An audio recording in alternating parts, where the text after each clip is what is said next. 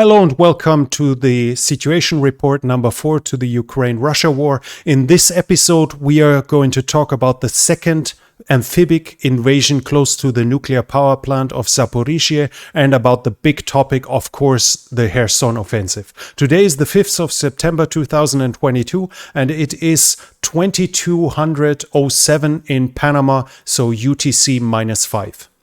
Let's start with the north. We have a message, we have news from close to Sumy. Ukrainian special forces have actually crossed the border into Russia to lay mines and to blow up a trench digger, a Russian trench digger. And there is a video from it, unfortunately, again, with music, so copyright will probably prevent it. We see them walk here. This is planting mines on a road, as you can see. And they are passing in this tree line and planting explosive here. And this is a trench digger, so a device that is making it more convenient for soldiers to create a trench line by doing basically the work mechanically, but the digging itself. In Kharkiv, the news are limited. There is no Russian or Ukrainian attack reported right now in any direction. But consistent artillery fire along the front line, mostly on towns, but also into Kharkiv with tube and rocket artillery.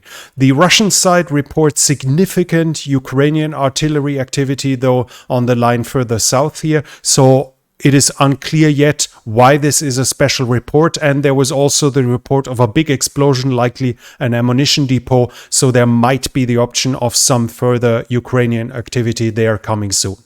In Donbass, the news are from Izium. There were fresh attacks towards Sloviansk, but we can talk about something which we could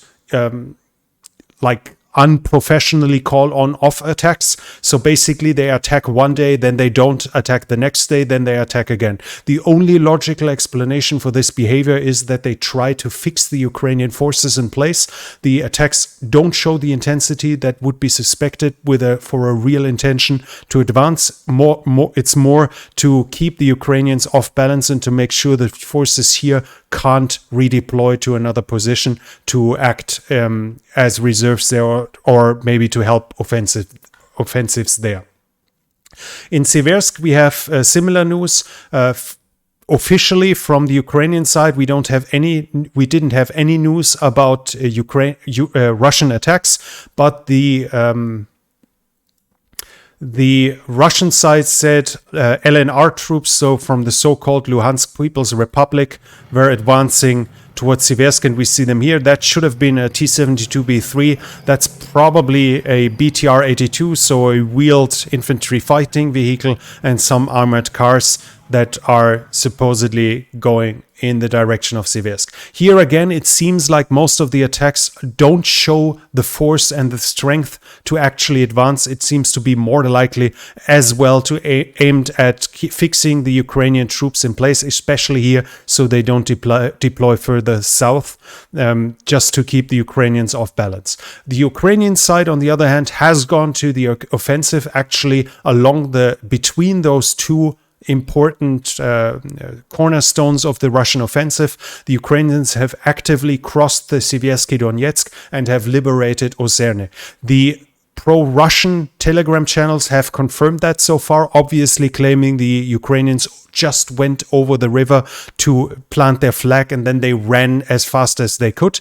But the rumor and the suspicion is that regarding the weakness, the Russian weakness in manpower, that they've actually stretched their lines extremely thin along the river, as it would have been highly unlikely to anyone that the Ukrainians might do an amphibic invasion or bridge the river, cross to the other side to go onto the offensive here while they are under pressure from the right and from the left of their position. Still, it happened, and the confirmation so far seems to be fairly sure that the Ukrainians have actually crossed to the other side, and that Uzerne might still, or seems to be still, in Ukrainian hands at this very moment. The weakness in manpower from the Russian side will have helped this, and we will see within the next days whether the Ukrainians actually continue pushing here or whether they will retreat. Obviously, it will depend massively on the Russian reactions, whether they bring in reinforcements and heavy weapons or not. Along Bakhmut, the Russian offensive actually continues. We have new reports from attacks at Soledar and Bakhmutse here.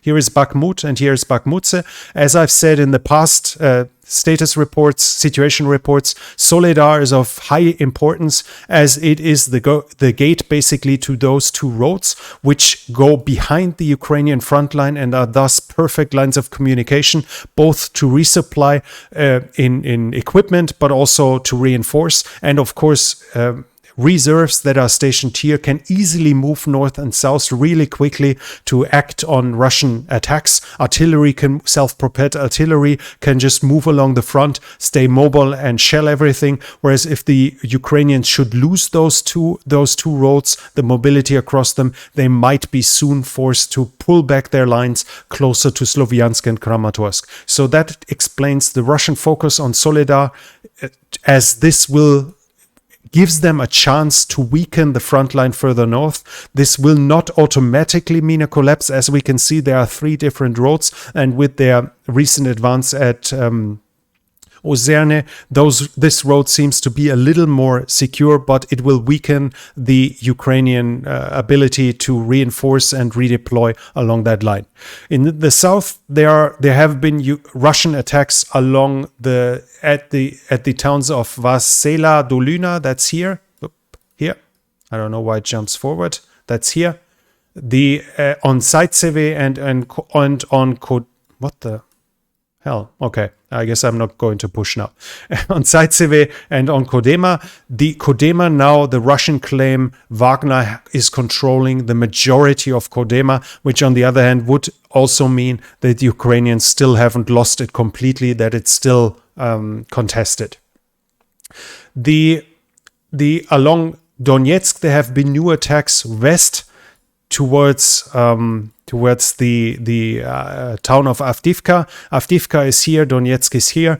The Russian attacks here aim at encircling the town or threatening encirclement, so the Ukrainians are forced to withdraw, as this is a sizable town which is fortified for 8 years of war. As we can see, this is the old line of contact, so it was right at the front, heavily fortified, and should hold out at least as long as Popasna when it is contested itself. Where was Popasna? While I'm talking about it, Popasna was here. The Popasna, which was fought for months, if the Russians would actually enter Avdiivka, they would have to expect heavily fortified, heavily reinforced Ukrainian positions with concrete bunkers, steel reinforced doors, etc., whereas they have to push into this. So in regard to their weakness in manpower, the much more logical way is to threaten encirclement and force the Ukrainians out by just making them leave their fortifications instead of attacking them. That's why the attacks are happening in the north and in the south of Avdiivka. Both sides have not been successful as of now. Or as of now is wrong. Lately, they have not been successful. As we can see, there have been successes in the duration of the war as of now. Now we switch to Zaporizhzhia. In the beginning of the offensive, I'm not sure I said it in this channel or just on the German channel, which you will find as linked on the channel site in case you speak German, that there were rumors of Ukrainian attacks on the Zaporizhzhia front line. I deemed it highly unlikely that those are more than fixing operation attacks to fix the Russians in place, to deter them, to create trouble in some position, to force reinforcements, to maybe make the Russians move reserves in this direction that can't be used in Kherson. And there have not been any confirmations towards those rumors, but now they have reappeared that according to that, there are Ukrainian attacks close to Hulia-Pole, which would be here, and anything else but operations to fix the Russians in place don't seem to make any sense here. So we cannot expect a serious Ukrainian offensive as of now, as it seems highly unlikely they actually have the resources and the troops to do so. The Russian Ministry of Defense now says there has been a second maritime landing, a second amphibic landing towards the nuclear power plant of Zaporizhzhia. This time not like the first time with 60 men, but with 250.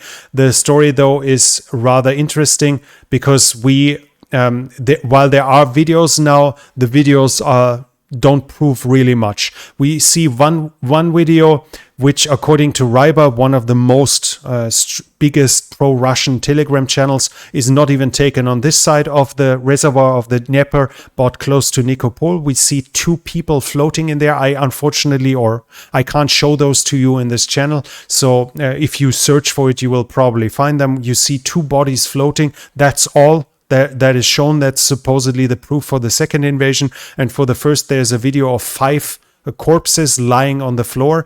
You see only a small slip of water to the left side of the video. It might be a small river with 10 meters in width, or it might be along the Dnieper reservoir, which we see here, where the closest distance is 4 kilometers. There is no way to tell where it's taken. What we also see is roughly 3 meters width of a sandbank, and then it goes fairly steep uphill, mostly sand with a lot of trees. So there are 5 bodies among them. None of them, which is kind of interesting, none of them shows any signs of wounding, shows any bullet holes, and there is no blood at all visible, which in itself might not be the final conclusion, the final proof of a fake. But then again, the video ends with what they captured, and it shows the typical equipment of a Ukrainian special forces, which is the sun wheel, a Nazi symbol, and here a symbol that is indicating towards the Schutzstaffel, the SS. Obviously, as we know, Ukrainian special forces always take Nazi proof of their Nazi allegiance with them when they go into combat. We saw that too when Ukrainians tried to murder in Moscow one of the main propagandists, and they had with them not only Nazi literature and Nazi symbols, but they also had 3 copies of the video game The Sims and a book that was signed with, I can't remember exactly, but the signature was like actually unreadable signature. So it wasn't a name, but somebody had written unreadable signature onto it, and which was one of the most laughable events of this war so far, as obviously the FSB, who tried to stage a false flag attack, explained or gave the order to one to get 3 SIM cards, which he misunderstood as to buy 3 copies of the game The Sims, and then he had to sign a book with an unreadable signature, and he wrote in unreadable signature.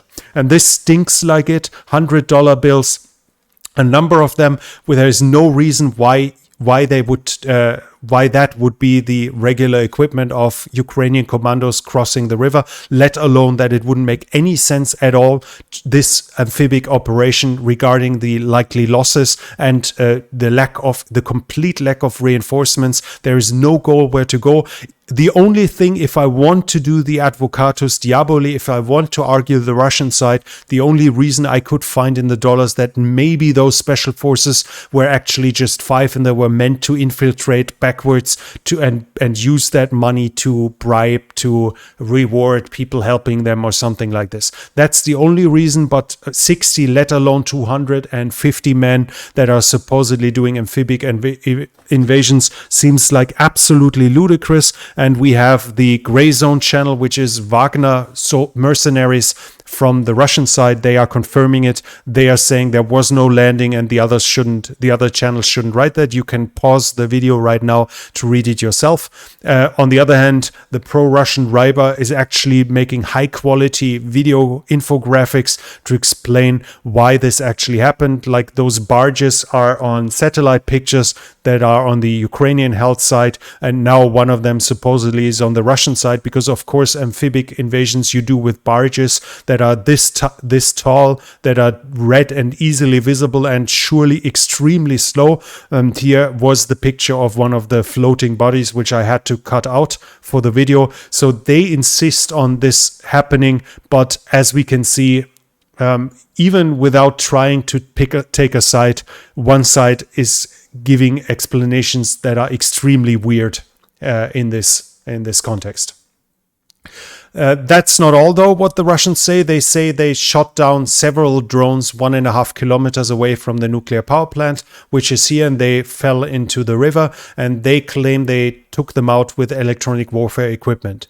Russian military bloggers, on the other hand, are now warning that that the Ukrainians might soon use biological or chemical weapons. There are videos, Telegram articles. I've translated it to German here. So they basically, one says he was in Donbass in a hospital where they tested biological and chemical weapons in human tests, and they were treating humans like lab rats, and they got paid, though, which is the interesting part. And the more dangerous, the more they got paid. We have one here saying that it's likely they're going to use chemical or biological weapons, and that the Russian television, state television RT, RIA Novosti, has already issued gas masks to its journalists a month ago, and the last channel says, like, it is possible and it is known that they are that the Ukrainians have asked Bayraktar,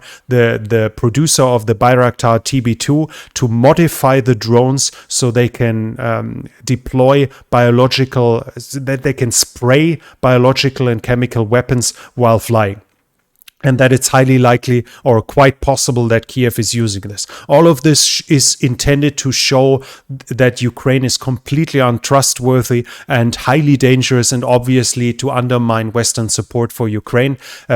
In that context, obviously, we can see that the commander of the occupying forces in Nehodar has claimed a Ukrainian grenade has hit one of the protective concrete shields of one of the nuclear reactors and has actually penetrated it, but he was not able to show any visual proof of it.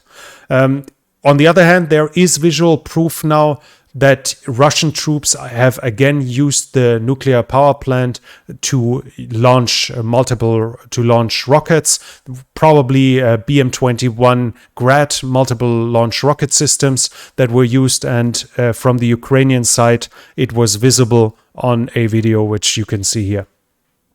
And you see them fly up here, and this is geolocated, which is supposedly, and of course the chimneys here make it much more easy to geolocate it, and this supposedly shows that it's from the grounds of the nuclear power plant. I myself in this case was not able to confirm it with the security to be able to definitely tell you that this is what happened. And that little four-legged terrorist is here. I hope he's not going to... No, he's not. He's lying down on his cat bed. Good boy. Good. So I can continue. The Ukrainian general staff, and this has to be seen in context again. Obviously, the Ukrainian general staff is an active participant in a war, and thus is the messages that are coming from the Ukrainian side have to be taken with a grain of salt. They say 70 Russian soldiers have taken refuge in or use a school in Orlianske to house as housing, and in that same school there's active classes. Active classes are being held with school children. Now this is saying the Ukrainian general staff, and I have not seen any proof of this, but if this was true, this would be a clear violation of the Geneva Convention and thus a war crime, as military forces inside of a war have to do their utmost possible to avoid civilian losses. This can obviously not always be done, and it is always each side is responsible for its own separate itself from civilians. When it comes to house fighting in a city that wasn't able to be evacuated, obviously it becomes impossible to separate soldiers and civilians in total. But in a case like this, where seemingly it's in the far behind the front line, obviously using a school with active classes for military housing as barracks basically would be a clear war crime. Unfortunately, I'm actually not able to find Orlianske. The reason for it might be that most of the towns have a Russian and a Ukrainian name, and the map here only shows Ukrainian names as far as I know. And then they had a law changing the names from communist to basically get rid of their communist pass. So any city, any town with a communist name was changed to likely its imperial Russian name. So Orlianske might be one of the communist names for a town, so I was not able to identify it. The Ukrainian General Staff also said several other schools are being used as cover for military equipment, which would then obviously also be a war crime. But again, it's what the Ukrainian General Staff says, so we are somewhat limited in the way we can confirm it, and we should always be skeptical to a certain degree. There's a very easy way, a very easy first step for source criticism. Basically, you always only believe more or less what a site says that is bad for itself. So when the Ukrainians say we lost that town, then you can assume they actually lost that town. And when the Russians say the Ukrainians took that town back, then you can assume the Ukrainians actually took that back. But when the Ukrainians say we conquered this and we destroyed that, you have to see it with a grain of salt. And when the Russians say the same, you have to take it with a grain of salt as well. And as the past has proven, you should probably take it with a little bigger grain of salt than from the Ukrainian side. But then again, you need to see anything that is said from one side has an intention, especially when it comes from an active participant of a war. So what the Ukrainian General Staff said always has to be judged with these circumstances. The election commission that was set up by the Russians, by the occupiers in the oblast, in the occupied part of the oblast Zaporizhzhia, is reporting that it received the first election booth and the first urns to start the election for the annexation of the oblast of Zaporizhzhia into the Russian Federation. And the Ukrainian Resistance Center is saying Russian is keep holding back humanitarian aid in the oblast in Zaporizhzhia to force people to apply for Russian passports, because you only receive humanitarian aid if you've taken the Russian passport, which on the other hand, I've said in the past in SITREPs, I'm not sure if it was in English or in German, that also means that males in fighting age can obviously then be drafted, which is already massively happening, supposedly in the occupied areas among Ukrainians who have done the mistake of taking a Russian passport. Now let's come to the main news, obviously, and the biggest point of interest, which is the Kherson-Offensive. Arestovich has told the Wall Street Journal that this offensive is aimed at systematically advancing slowly and a systematic destruction of the Russian forces, while the logistics are attacked with artillery and precision weapons. This is basically what I've said in the past in situation reports and in Q&A in German, that the forces of the Ukrainian, the forces available for the Ukrainian side do not allow a deep penetration mechanical warfare. They are just too weak for it. They don't have the sufficient mobile air defense to support such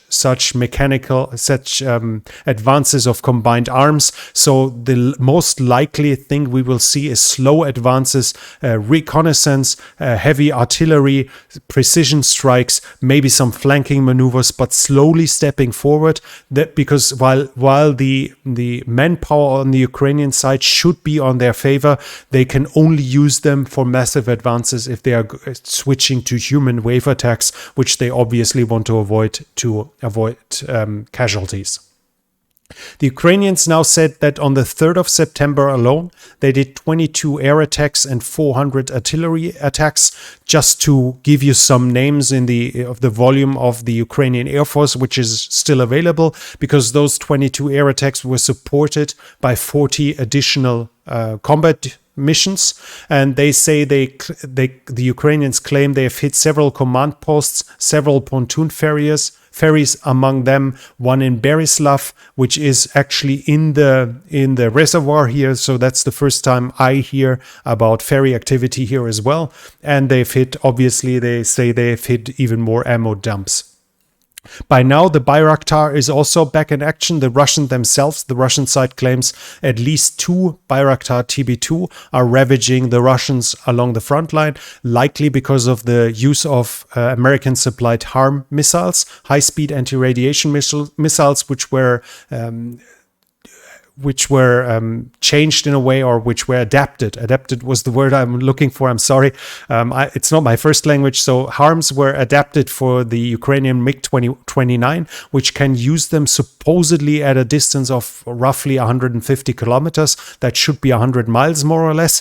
And in that then they aim at active radar systems, destroying them. Obviously, this way removing danger from the Bayraktar, because they don't just hit radar sets, but also can damage and destroy TELs, transporter erector launchers, so the systems that carry the missiles close by.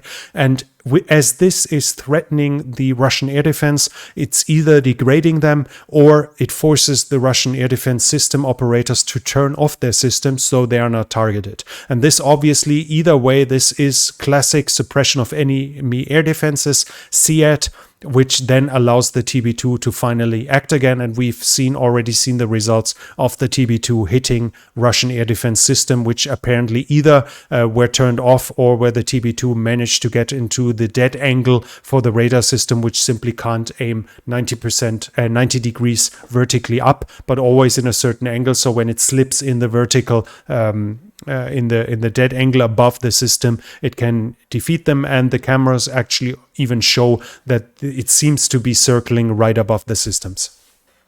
Now, the Ukrainian General Staff, again with a grain of salt, says soldiers of the 127th Regiment of the DNR, of the so-called Donetsk People's Republic, are refusing to fight because they are suffering from lack of supplies, including the lack of even drinking water. And Russian agents, probably the FSB, are now taking care, whatever that means, of the mutineers. This regiment is one of the units that the DNR has freshly created and raised during the war out of forced recruitment. A lot of them, the training is supposedly as little as 3 days in some of those units. With this specific one, I can't say, but they are definitely not trained soldiers. And one of those units that were also raised in April is the 109th Regiment. It's a different one now, and this supposedly has even capitulated in full on the first day of the Ukrainian counteroffensive. But while I've seen some pictures and videos of Russian prisoners of war, the numbers I've seen don't justify it even close that a whole regiment supposedly waved the white flag. This might be explained that the Ukrainians are holding back images, that they actually did not make them in a way to honor the Geneva Convention and not humiliate prisoners of war or something like this. But it might also be that it's just simply propaganda and small parts of that unit capitulated and the rest is still on the fight. I can just say to you that I don't have visual proof of a whole regiment actually capitulating. Now let's come to the actual developments on the front line. Vysokopilia and Olhyne are likely reconquered and liberated by the Ukrainians. There are now claims that maybe Olhyne, there's fighting again. Ryba and other Russian Telegram channels are claiming the Russians are actually counterattacking here, so it's quite possible that they pushed north and are closing in on Olhyne, so there is fighting around there as well. It's highly likely that Novosnesenske, difficult names, this here is liberated by the Ukrainians. The Russians say Petrivka is currently under attack. That is here, and both sides confirm that there is house-to-house fighting in Aranhelske. So we see the Ukrainians have advanced here, have likely liberated several towns here, and are advancing here. In the Inhulets bridgehead, we have also new news. The Russians themselves, the pro-Russians, say the Ukrainian bridged the Inhulets here at Ternivka, and they captured Avdiivka, which is here, and liberated it. That's coming from the Russian side. And also they're saying that around Kostromka, yeah, there is still fighting. This is here. We don't know what that means, whether it's still in Ukrainian hand, fully in Ukrainian hand, or it's still contested by both sides. The latest pro-Russian reports had been that the Ukrainians hold this and are pushing further south. Maybe that's not happening. Raiba, one of the big pro-Russian channels, was claiming they are doing counterattacks on both sides, and obviously they are encircling and destroying everything. We will see how much of that is actually truth within the next days. But it might be that there's actually a Russian counterattack happening here, which is pressuring on Kostromka, but as of now we can't confirm. The only thing we can confirm is that this part here is liberated, as this is coming from the Russian side here again, as we can see the source critic, which side we take. And when the Russians say the Ukrainian advanced, then we can say with a very high it's highly likely that this is actually the case in this case, in this moment.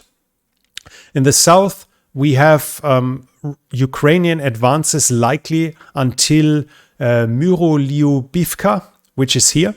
And that's fairly a fair stretch into Russian-held territory. From what we've seen here, it's over 5 kilometers. And at the same time, reaching this would mean either bypassing this or sieging it. So it's likely that this town is also contested, which means the Ukrainians have advanced roughly up to, or let's say up to 5 kilometers down the road to Kherson, and are closing in further to the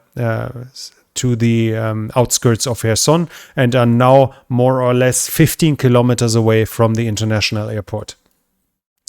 The Ukrainians likely have liberated Lyubomyrivka.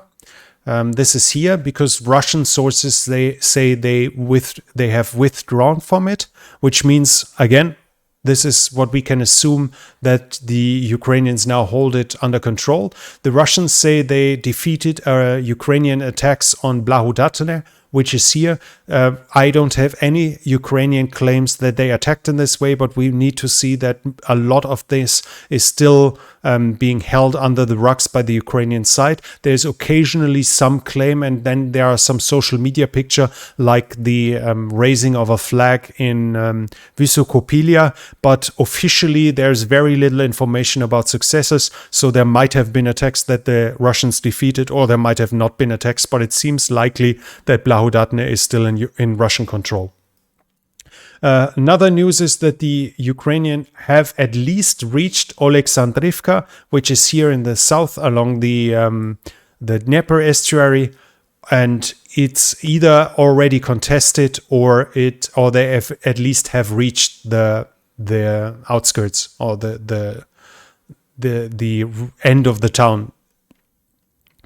We see interesting pictures have disappeared, satellite pictures, which are from the airport here in close to Kherson.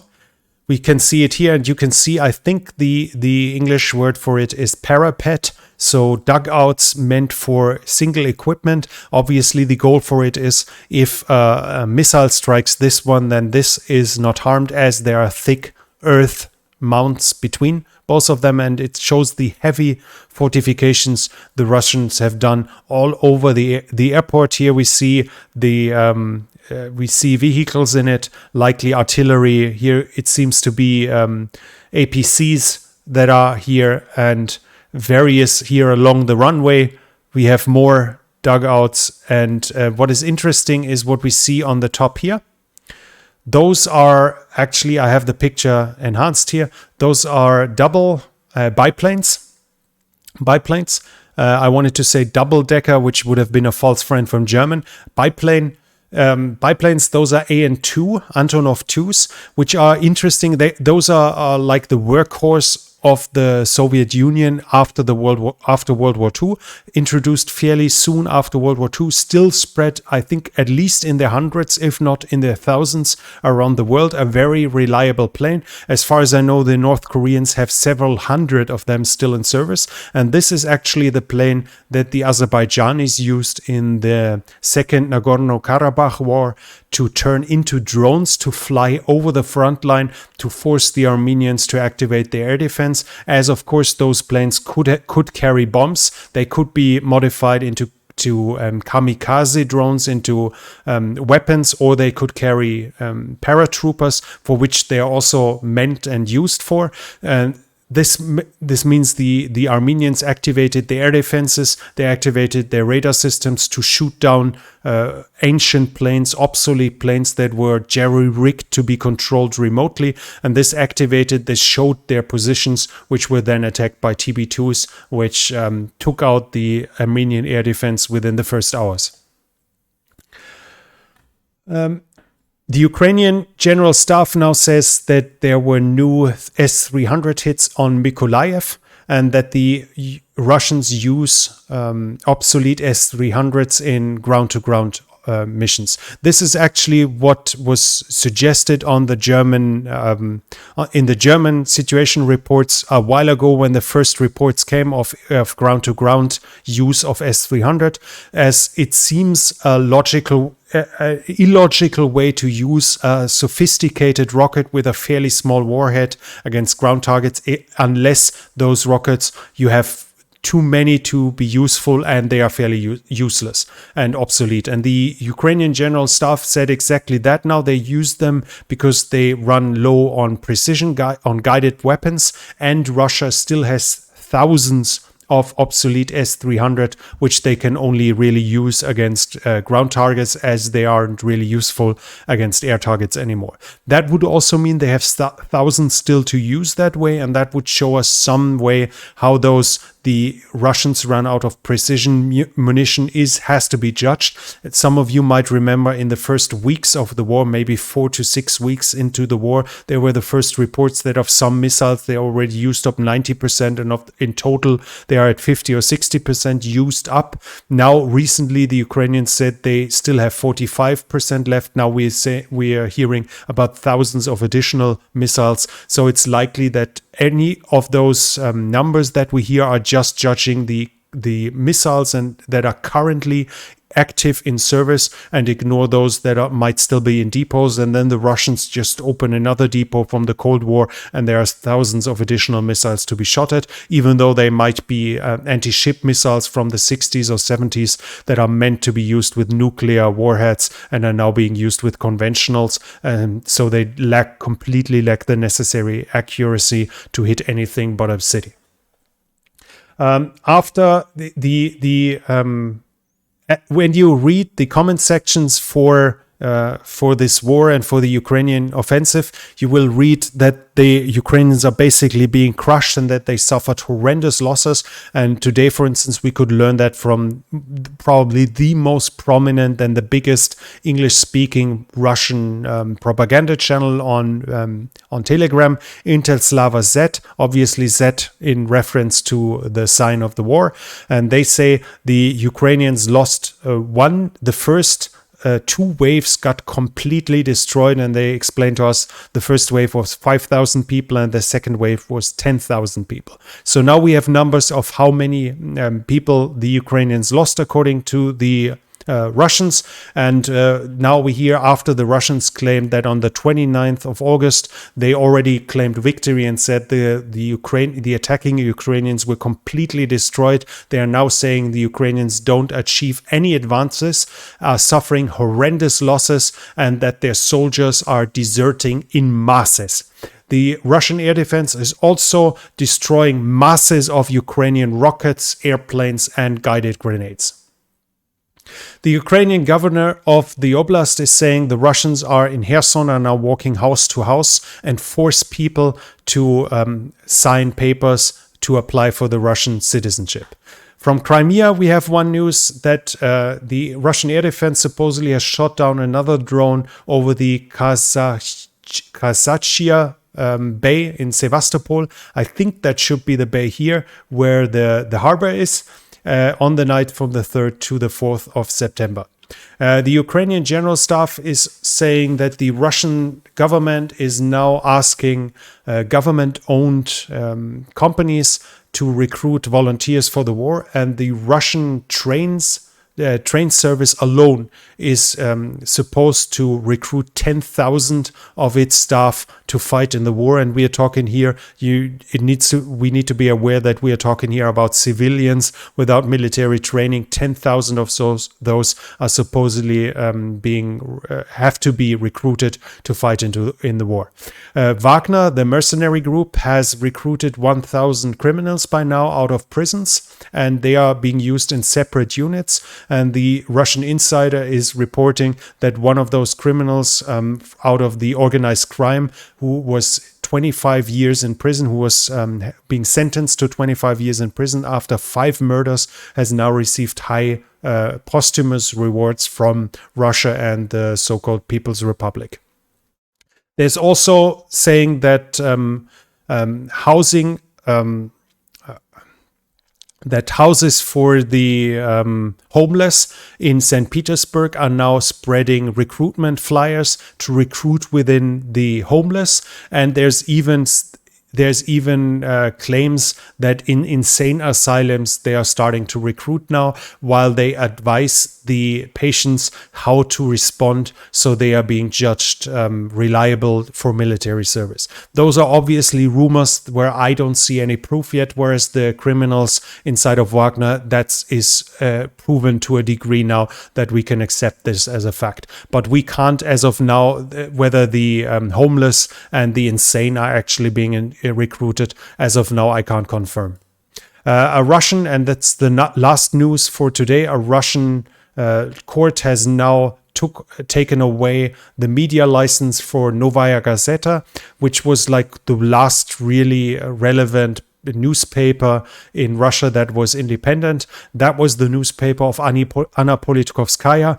I think it was the director or the founder of the newspaper has just recently, I think last year, received the Nobel Prize for Peace. 5 of their journalists have been murdered for their work. They stopped actually reporting on the war after the beginning, when the Russians introduced those new laws that threaten prison anyone who is basically saying something about the war that the government doesn't like. And Anna Politkovskaya, if I remember correctly, was the woman who wrote articles about Putin's involvement as the head of the FSB in those false flag attacks that killed hundreds at the beginning or before the Second Chechnya War began, which those bombings were taken as the casus belli to invade Chechnya and reconquer it. That was it for today. I hope you enjoyed it. If you enjoyed it, I would really, really appreciate it if you spread the word, if you spread this channel around so other people can find it, because as you can see, it is still really, really small, whereas my German channel has now crossed 12,000 subscribers and would justify a lot of additional work time that I spent here. But I was encouraged by my listeners to do it in English as well, and I hope it is good enough that you want to spread the word, recommend it to friends and acquaintances. And obviously I would be happy if you give it a thumbs up, if you subscribe, if you haven't, click the bell button to not miss anything that might be happening. And there will be more and more to come. I probably won't be able to make every single additional video outside of the situation reports right now in English, but those that are not in English will be subtitled in a way that you can also participate whenever I'm able to do that work and upload it. Anyways, I hope you enjoyed it. I hope you liked it, and I hope you spread the word that this channel grows fast as possible. That I get encouraged to keep doing this and spending the time. I hope you enjoyed it. Thank you for spending the time here, and see you soon.